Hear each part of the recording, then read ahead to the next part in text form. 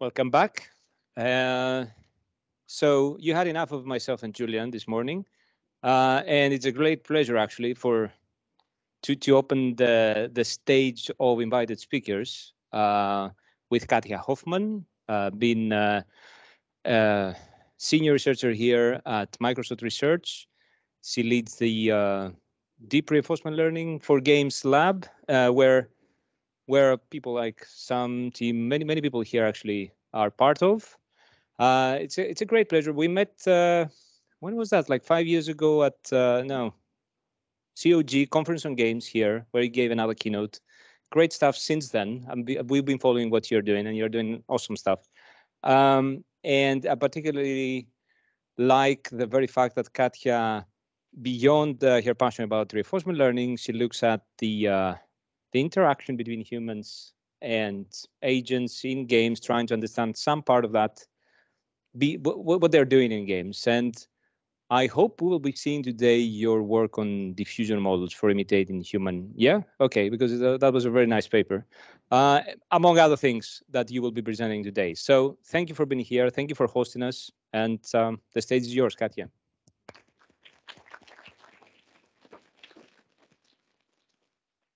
Thank you so much for having me. Thank you for the invitation. I do need to go up to make sure that people on the call can hear me. Let's see. Can you hear me well in the back? Fantastic. Okay, much better.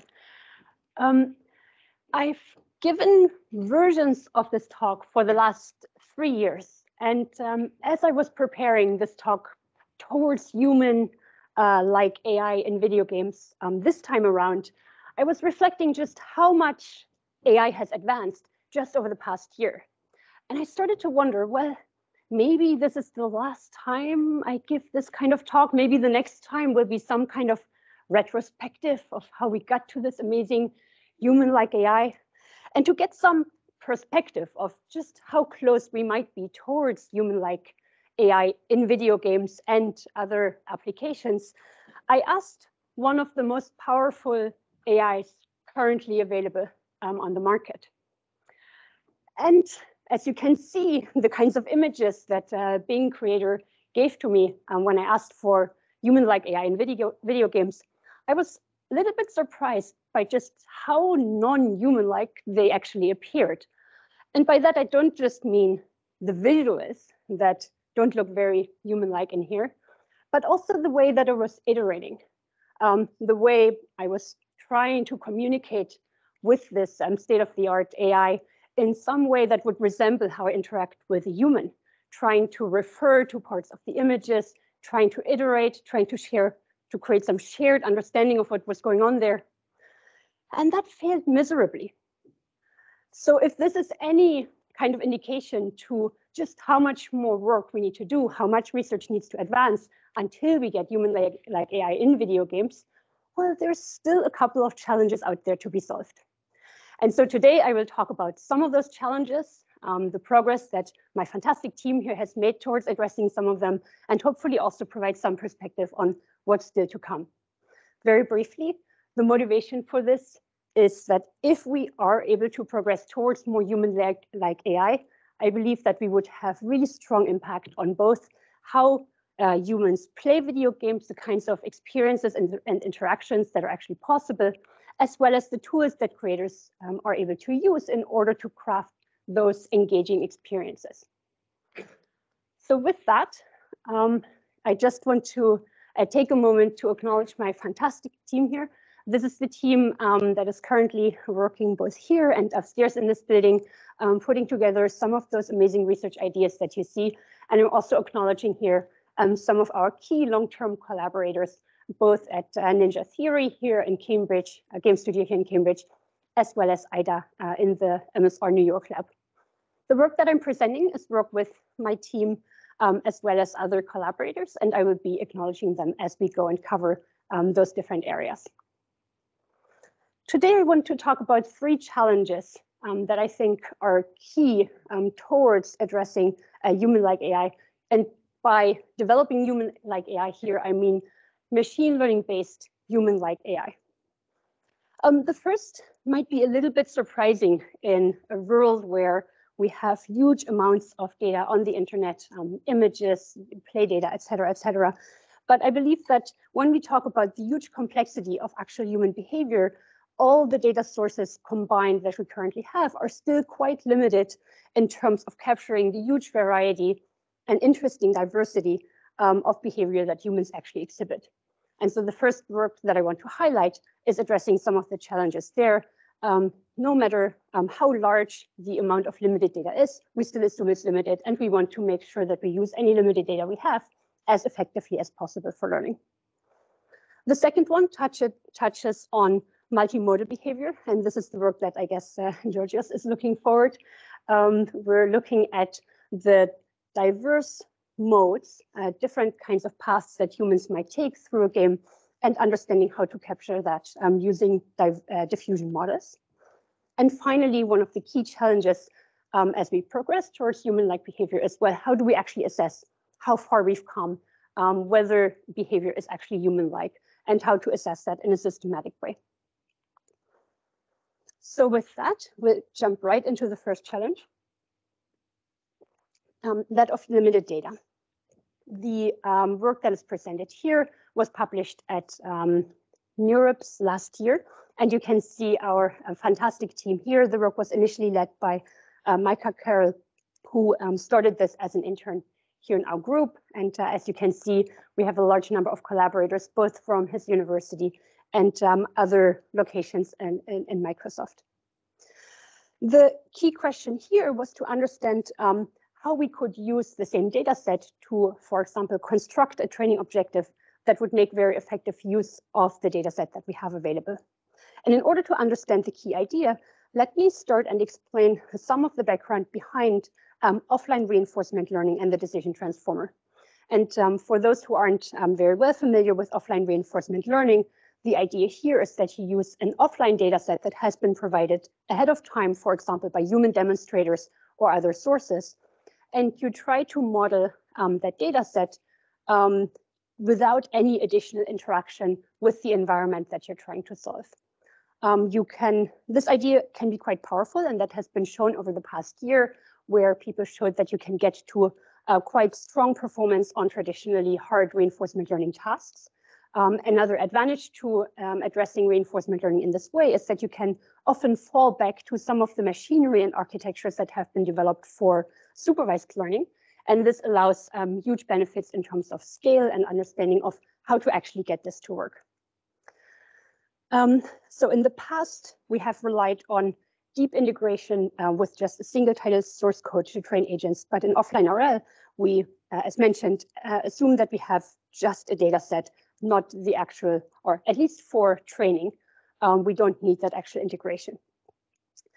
The starting point for this, as mentioned, was that the team at Berkeley was able to show that we can train transformer models that are, of course, underlying very common foundation models as the GPT models, etc. So very likely you have already heard about those kinds of models. That is actually possible to learn reward maximizing behaviors from that offline data alone. And so let's take a look at how this works. So in the slide here, you can see the basic setup for such a transformer model. So in order to formulate an offline RL problem as such a predictive task using offline RL, you translate this problem into a sequence of tokens. So for example, you might have some that reflect the state, a reward, an action, a state, reward, action, etc. And you now train a predictive model to always predict the next token in that particular sequence. So for example, here, if you start with state, reward, action, state, reward, then you would want the model to predict the next action that comes in the sequence. And you can see that once you have predicted the next action, you can just shift one over, you can apply this again, and you can start to generate this infinite sequence that predicts states, rewards, and actions, just depending on where you are in the sequence. And under the hood, this transformer model, which is a very powerful sequential modeling tool, has to now model the actual underlying dynamics of your sequential decision-making process. So if you're able to make very effective predictions about the kinds of rewards that follow specific state and action sequences, then you can see that the model has captured some key aspects of the underlying decision-making problem. The team has been able to show that this performs well. For example, in this set of results that they were presenting, you can see that this type of offline RL can often match, sometimes outperform best trajectory in this data set. And the best trajectory in this data set was, in this case, provided by a fully trained online RL algorithm. So it's a very strong performance observed here. Now, the key insight behind the UniMask paper, as well as a paper that was developed contemporarily at the same time, just showing how interesting this idea is that with this kind of idea of putting in a bunch of tokens and outputting next tokens, you can actually express a wide range of tasks using different what's called maskings in order to tell the model what pieces of information, what components of the trajectory the model has access to versus which ones are masked out and which ones it's supposed to predict.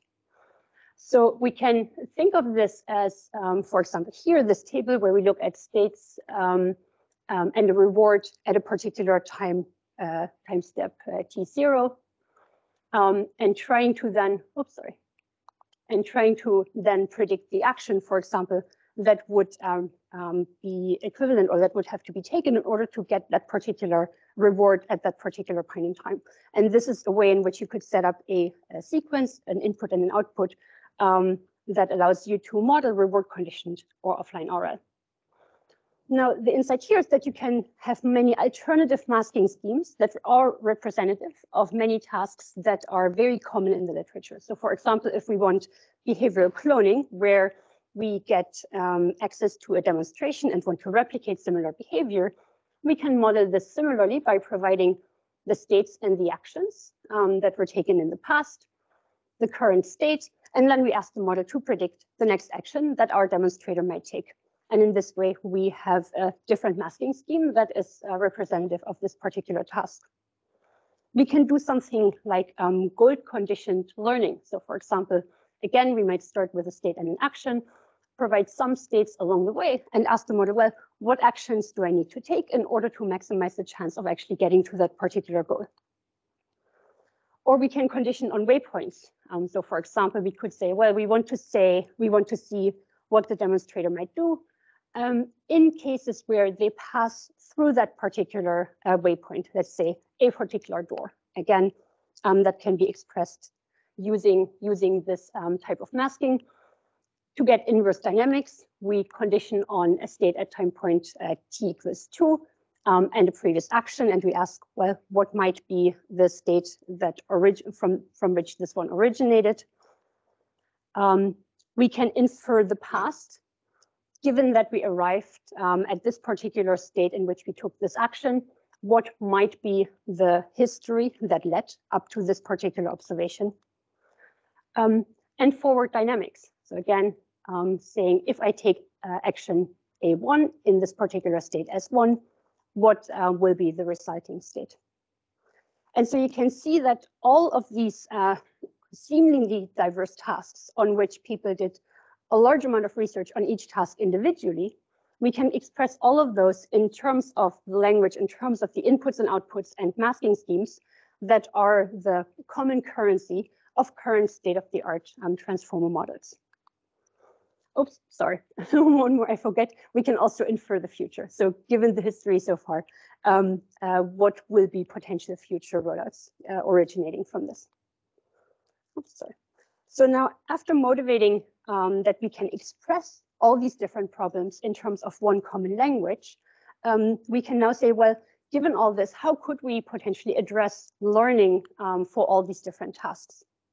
The standard, of course, is single task learning. So you pick one particular input-output formulation, one particular masking scheme, and you train a different model on each one of those individual tasks. You could alternatively look at this as a multitask setup. So instead of training one model for each task individually, you can train a single model where you look at where at training time, you randomly decide, okay, now I'm going to use this particular task. You impose your masking scheme and you train for that. And the key idea here is that you can do this simultaneously, training a single model across all these different tasks, all these different masking schemes. So as we show in this paper here, training on random maskings is actually equivalent to training a single model on all possible inferences in a sequential decision-making problem.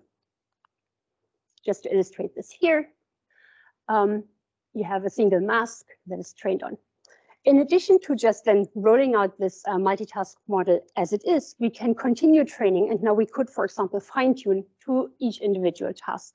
So we start from this pre-trained model that randomizes over all these different maskings. And then we take each of the tasks individually and we continue training, just focusing on that particular one.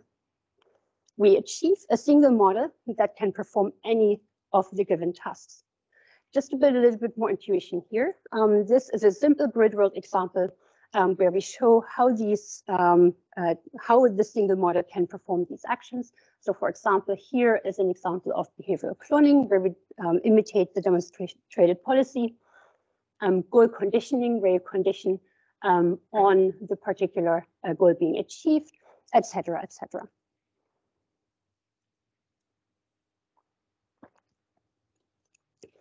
Now, of course, it's a key question. Once we have a single model that is able to achieve all those tasks, there can be multiple benefits to this. For example, if you want to actually solve all these different tasks, you will get away with hosting just a single model rather than a collection of models, one for each task individually.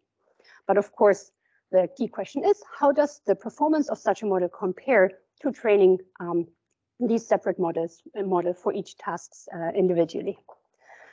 To answer this question, there's a table here which has quite a lot of information, and no worries, I will walk you through some of those numbers here to just give you an indication of what to pay attention to.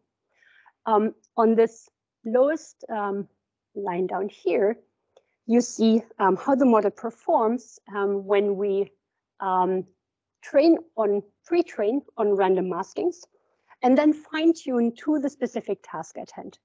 And a number of 1 here means that this performs equivalently to the original task. A number greater than 1 means that it outperforms just training a single task model. So we can see that when we pre-train and then fine-tune, we get performance that at least matches, if not exceeds the performance of just training a model individually.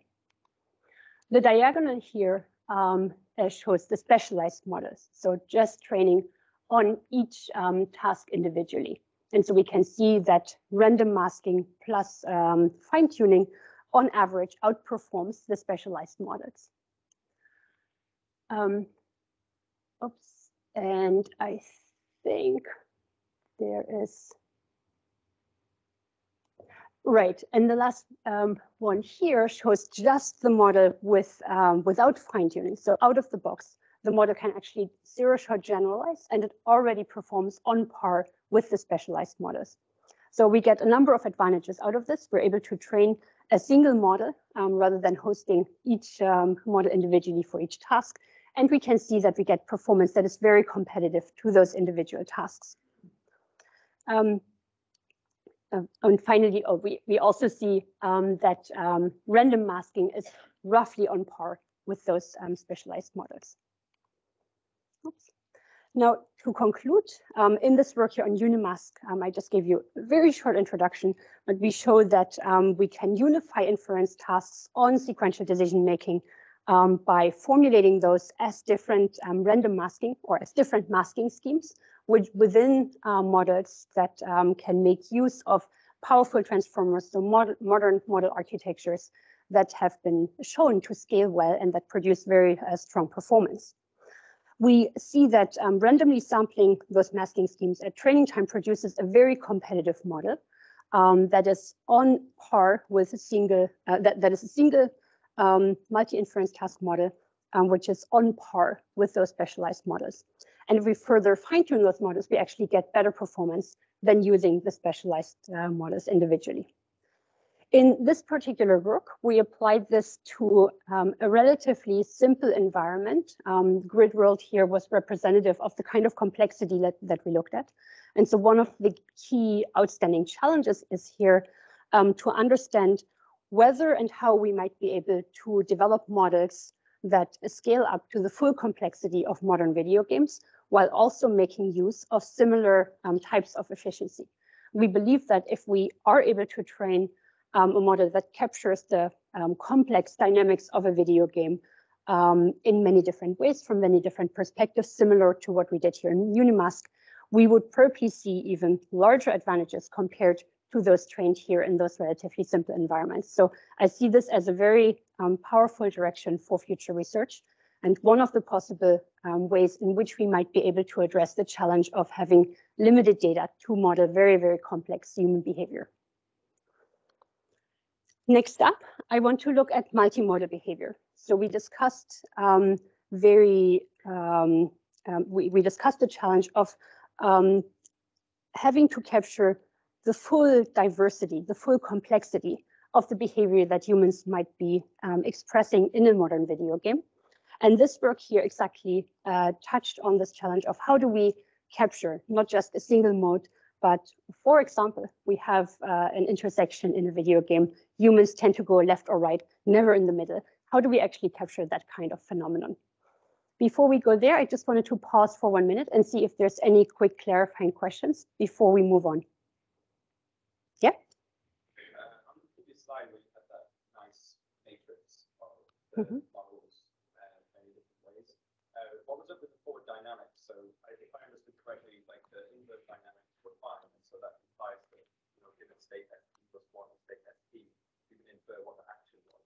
But from this, we can't infer from state s plus b in the action what subsequent state st plus 1 would be. So do you have any insights into why that might be occurring? I'm going to check and see if Sam has any hypotheses on that, because I think you looked into the specific performance of these in more detail than I did. Try the mic, just in case I'm being quieter today. So the particular issue here was that forward dynamics was really easy in this environment. So given a state and an action, the next state is deterministic. And so the specific model gets 1, like it learns it perfectly. And then the other scores are normalized based on how well that one does. So all the other models do terribly compared to something that's trained specifically on it. When it's fine-tuned, our model does fine. It gets closer because it is deterministic. But yeah, it was just that the specific model was very highly performant. Inverse dynamics is slightly harder because for some of the states, you can come from multiple paths, right? So if you're in a corner, so it's not as deterministic doing the inverse as it is the forwards. So it's the determinism of the environment that just makes this particular more dynamic model pretty good. Yeah. Yeah. Fantastic. Next question. In a similar query, is it does this algorithm require full knowledge of all possible states to be present in the training data, or how would it deal with, for example, the training data not showing all accessible states, and does it perform well under those conditions? Interesting question. So the kind of one part of the answer is that it should be agnostic to that, because you could see this as another masking. In our case, we systematically masked out states, and we did have access to all of them because the environment was quite simple. So if those states aren't missing due to that particular scheme, but instead they have to be learned explicitly, it would just be another part of what goes into the masking during training. Now, performance is hard to make a guess. For example, if there are very specific transitions that are never present in the data, you just wouldn't have any information. So of course you wouldn't be able to learn that well. But in terms of the empirically, if you are, maybe you're thinking about a particular setup or a particular environment, it could be interesting to understand just how much data is present and what would be recoverable by the model. So very interesting direction. Great questions. Oh yeah, there's one more. I was wondering, the random sampling doesn't actually result in a uniform distribution of over the order. That's how it was intended. I'll refer again to some just to see if there were any caveats that you remember from that. My understanding was that we would sample the task and then we would go into, now this is how we represent the task. I guess the only way to get artifacts would be if there are tasks that are overlapping in the sense that they would have the same masking scheme that would potentially give you something non-uniform, but I don't see if were there any other corner cases we found? No, nothing else that I can think of because it's fixed offline data set, then we have a bit more control to get coverage. Yep. And just to repeat, in case people didn't hear this in the back or on the call, Sam couldn't recall any corner cases, especially here because we had control over the data set. It was offline, it was curated. So this was carefully set up for these particular experiments. With the data set in the wild, it might be interesting to see if there are any performance degradation that you get because there might be data imbalances. Great. Fantastic questions. So with that, I'll move on to the next part of the talk. As mentioned, we'll be talking about multimodal behavior with, in this case, diffusion model. This was published at ICLR 2023, and Tim here was the lead author on this. So if we need any deeper dive onto any aspects of this, Tim here will be able to answer any of those additional questions. Yeah, as mentioned, this was published at ICLR 23 just this year and earlier at the NERBS Deep Reinforcement Learning Workshop. So let's start from the high-level intuition. The work started with an understanding of what are we actually trying to capture when we model complex human behavior, and how do the various models that have been proposed fall short of those requirements. I really like this work because it was insightful to see how something seemingly as well understood as behavioral cloning is still open to innovation and can capture very interesting behavior if you apply modern architectures or modern insights. For context, behavioral cloning, I briefly mentioned in the last section, is the problem where you're given a demonstration data set that consists of state action pairs, and you want to obtain a policy that matches the behavior of the expert who generated this demonstration data set from the limited sample that you have available. And this can be modeled as a supervised learning problem where, given a state, you predict the action or the distribution of actions that the expert might take.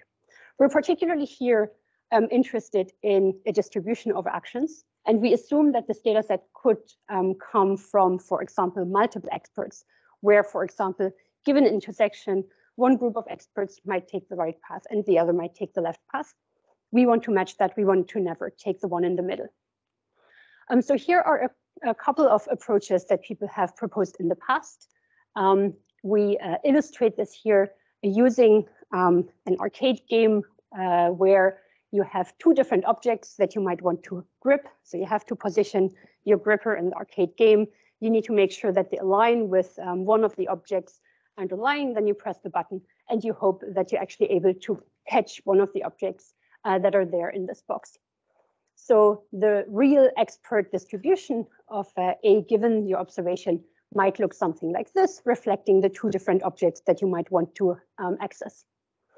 Now, most commonly, mean squared error is the kind of loss that people optimize, and you can immediately see the shortcoming of this. You focus on the center of this distribution, which is completely meaningless in that particular case. Otherwise, people have looked at a probabilistic approach, for example, using a Gaussian distribution here. Because this distribution is not very expressive, you end up with something that is just the center but smeared out, which again is not very effective in this particular case. People have looked at discretized distributions or k-means, but you can see that none of them are able to fully capture the underlying distribution because they make quite strict assumptions about the structure of the distribution that we're trying to model. As a quick heads up, diffusion models are actually able to fully capture the complex distribution that we're trying to model here. Now, how does this work? As a quick background, diffusion models are particularly popular because they have been demonstrated to work so well in, for example, image generation tasks. And I think that was one major inspiration to Tim as well, to see just how powerfully they capture complex distributions, as complex as those underlying natural images. Very briefly, the way these are created are, for example, that you can use them for language conditioned image generation. In this case, you would provide some kind of conditioning language that would be encoded. For example, here, a puffin eating pizza would be encoded by some kind of language model, which provides the input to a neural network architecture that is in some way recursive, so that it can model a sequence of steps that go from a sample of uniform random noise, iteratively refining the sample into something that looks like an image that is actually expressing the underlying conditioned language. The way this works under the hood is that intuitively you try to learn a process that destructs information from the initial image all the way down to random noise, and then you invert this process. So by doing this, you end up with a model that is able to take a sample and increasingly apply your model until you get a sample from the actual complex distribution that you're interested in. And as you can see, at the time the work started, this was one of the examples of the state-of-the-art performance in image generation. Now, the proposal here was to apply the similar idea to the problem of behavioral cloning, meaning that instead of diffusing the image, we're now interested in diffusing the action. So, for example, that could be a complex action that combines discrete and continuous signals. For example, when we look at a controller with the direction sticks as well as the buttons, this distribution could become quite complex. And so key question is, does this actually work? I think we have not a huge amount of time, so I will just focus on the key ideas here, and we can leave details to the discussion afterwards. But the key idea, as mentioned before, is that now instead of encoding some kind of conditioning language, we now encode the current state of the environment. Could be an image, could be some kind of continuous or discrete representation of what we observe in the environment. Analogous to the diffusion approaches for image generation, we train a denoising network, which now maps from a random sample from a distribution over actions into a distribution over the actual actions that we might see with the human demonstrations. And some of the key innovations here were to try and understand how the state of the art and how to actually make this to work with images would translate into this action generation process. And it turned out that there's some interesting similarities, but also differences. For example, in the sense in which classifier-free guidance worked in the image generation versus this action generation scenario. So just there a small hint that you need to be quite specific in terms of how you set this up. But when you do, you can get this to learn actually very effectively. We applied this with various architectures, which I won't go into detail here today, as well as several action sampling schemes. And we found that also being quite careful about how to choose this action sampling scheme was key to making this work well in these actual settings.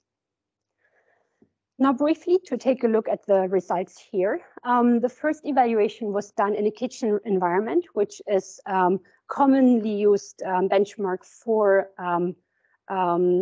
measuring complex behavior in a robotics-like environment. So this is a simulated kitchen environment where a robot is supposed to learn to perform several tasks.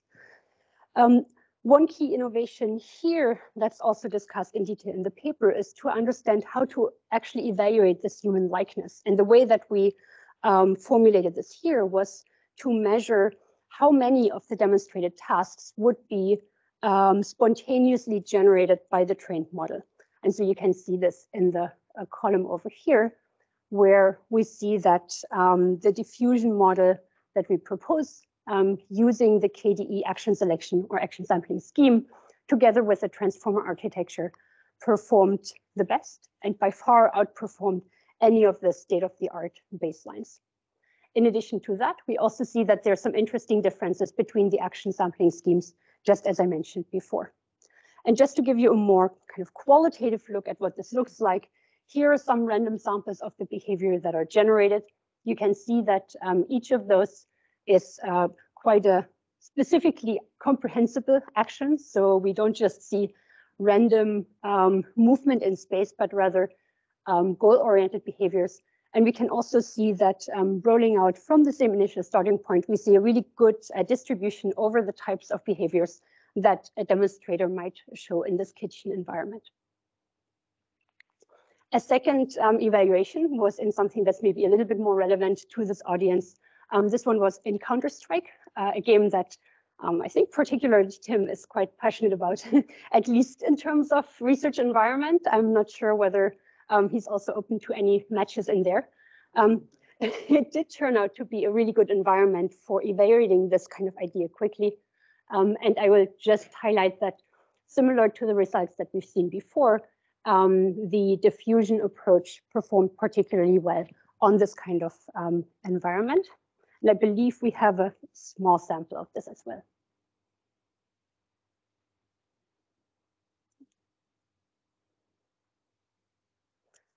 So again, you can see purposeful behavior, definitely learning the right tasks. And I'm not sure if there are any experts in Counter-Strike here, but you may be able to show that, at least in the simplified arena, the behavior is quite effective. So to briefly summarize this section of the talk, in this work, we looked at diffusion models and demonstrated that they are an excellent fit for learning the complex observation to action distributions observed in human behavior.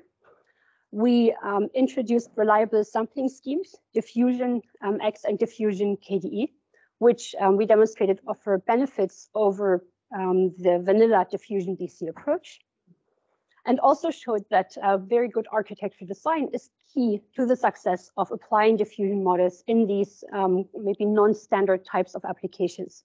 So with the right architecture choices, we can see that diffusion models are a very viable alternative to some of the maybe more standard behavioral cloning approaches out there. Also, for those who are working on diffusion models, it's interesting to note that how you can get them to work is actually quite different from some of the image generation processes. In particular, there's some interesting insights on classifier-free guidance, which didn't work as well as expected in this particular setting. Next up will be a section on evaluation. And before that, again, I stop just to see if there are any immediate clarifying questions from the audience. Yeah? For the CSGO example, was it Jordan? Is there a reason for that? I'll refer to Tim as our expert here in the audience.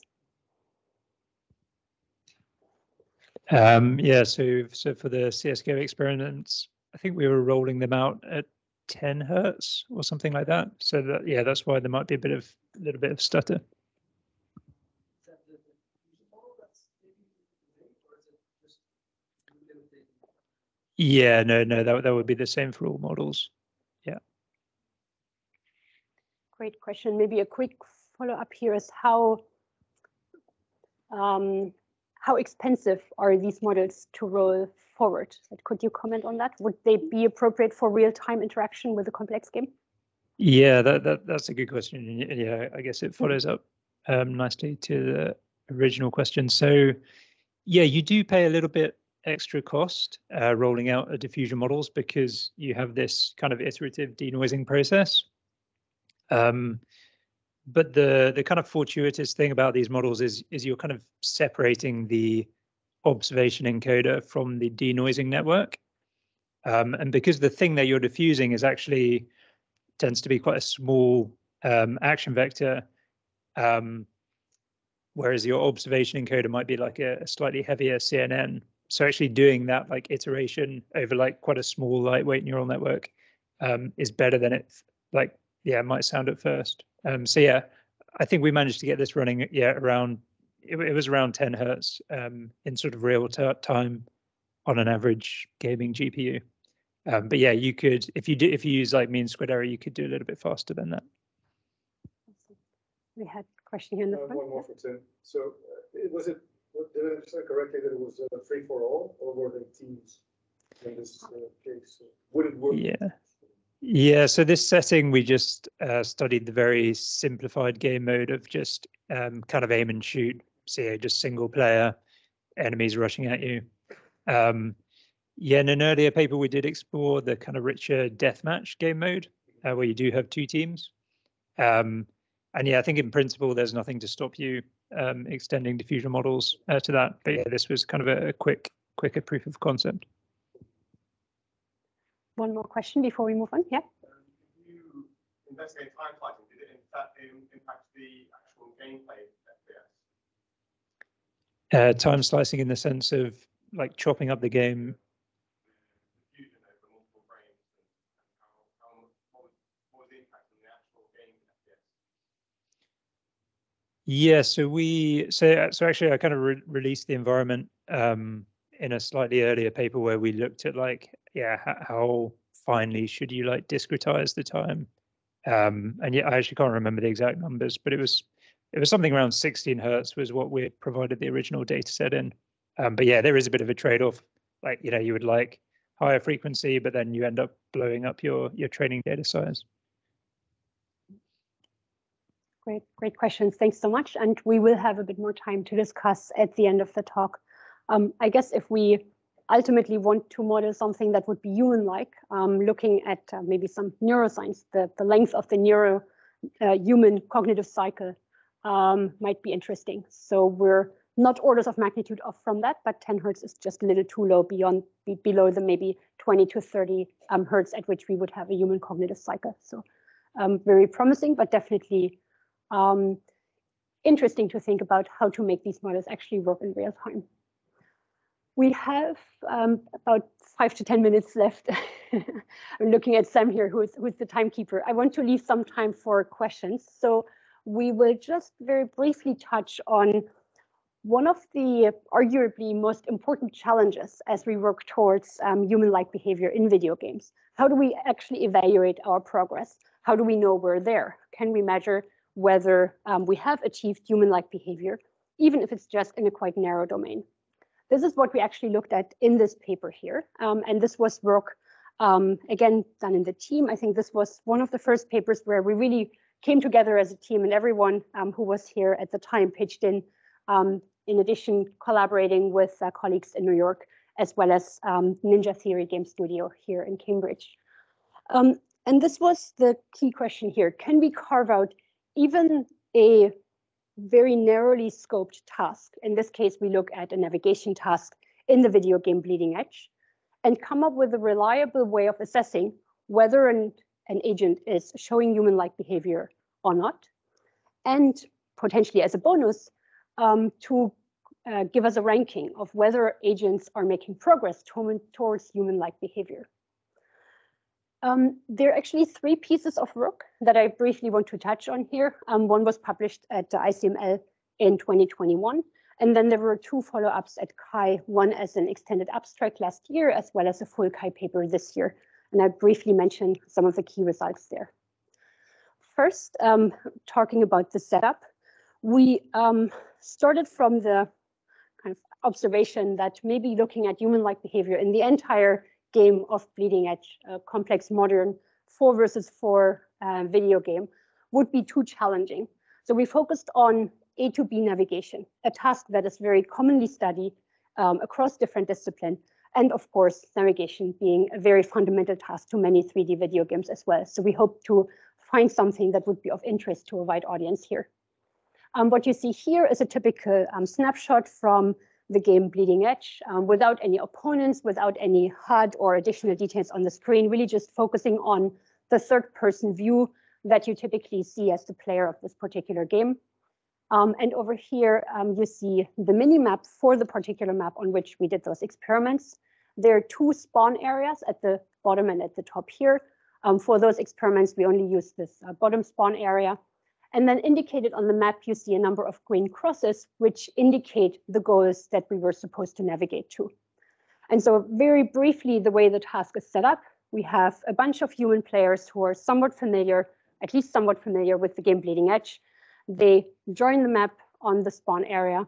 They're tasked to find a jump pad, move over to the main map, and then navigate to a particular goal point, which is indicated in yellow on this map in order to complete the task. And then we had reinforcement learning agents, which were trained to do exactly the same thing. They were given the goal location and had to navigate to this. Now, the question was, A, does RL even work for that? In 2021, that wasn't quite that clear. And then B, can the RL agents learn to do this in a human-like way? And can we find human assessors to reliably tell us whether that's the case? So the hypothesis for our agent architectures was that a slightly more human-like observation space would give us slightly more human-like behavior. This is very briefly what we implemented here. We ended up with a symbolic agent that just had a very sparse symbolic view of the environment in terms of its relation to the goal location, which was processed by a standard NLP and trained using PPO, standard reinforcement learning algorithm.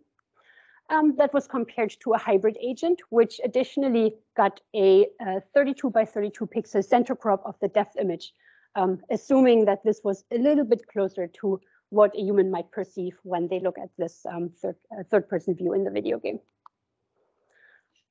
Let's see.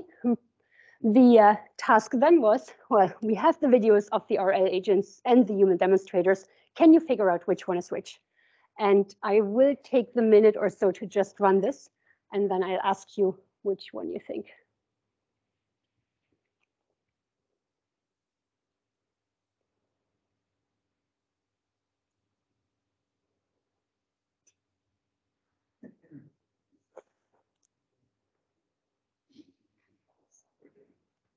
Okay, I saw some reactions there. We will start with, right, the question will be to the audience, do you think video A or video B is more human-like? Who thinks video A is more human-like than video B? All right. Who thinks video B is more human-like? Okay, I would say we have a 70-30 split. I was actually too busy looking at the screen to remember which one is human-like. Do you? It's in the speaker notes. And it is not in the speaker notes. But I am quite sure that video A was the human one. So I think about 70% of the people in the room got it right. Of course, in the navigation Turing test, there's not really a right answer. It really also was about what humans perceived as human-like or not. So just to quickly go through a few of the results. First result is that reinforcement learning agents at the time were quite easily able to actually learn the behavior that we wanted to see. We see here integrated in green the approximately time it takes a human to navigate to the goal. And we see that both of our agents match that quite comfortably, with the hybrid agent converging to a slightly faster completion time. We also find that this high skill in performing the task is not actually enough to perform high on human likeness. So when we aggregate results to a similar question, just like the one that I asked you, which agent was more human-like or not, we can then look at the results on this particular type of plot, where a high accuracy indicates that humans are easily able to distinguish human from agent behavior, and something near 0.5 means that they perfectly confuse agent and human behavior. 0 would be quite strange, where humans would actually say that all the humans are agents and vice versa. So this would be a slightly counterintuitive result. Now, what we found in this ICML paper was that people were actually very well, on average, able to distinguish agent from human behaviors. We can see that they were a little bit more confused by the hybrid agent, which was in line with our hypothesis in terms of that perception piece. But generally, they were able to fool maybe 30% of our assessors, which is actually quite in line with what we've seen in the audience here. So you can consider yourselves in aggregate as in line with average human performance on this task. So this is quite encouraging. Now we have a tool for assessing whether agents are human-like or not. We followed up on that in this Kai extended abstract that I mentioned to look at an additional agent. This one, as you can see, almost perfectly confuses our judges. And we actually had more subjects here just to make sure we're not seeing a random fluke. The difference is that we applied reward shaping. So there were 3 additional components where we rewarded avoiding collisions and jerky camera movements. And we rewarded progress towards the goal because our agents were sometimes a little bit slow. With that relatively simple modification, we can see that obtaining human-like behavior is actually possible using reinforcement learning techniques. Finally, we wanted to know what kinds of characteristics people actually look at when they judge human likeness. This was published at Kai this year, and we saw that people are actually really, really consistent in terms of what they consider human-like or non-human-like in that particular navigation example. And here, just to show one example, smooth movement towards the goal versus non-smooth or jerky movement. The smooth one was very much associated with human-like behavior, and the non-smooth one with agent-like behavior. This is a very detailed analysis, and I'm in no way doing it any justice here by summarizing this paper on a single slide. So do take a look if you're interested to understand more about how humans assess human-like behavior compared to AI behavior. Interestingly, even when people very confidently give the wrong answer about who is human and who is AI, they still are very consistent in terms of what aspects or attributes they describe as human-like or not.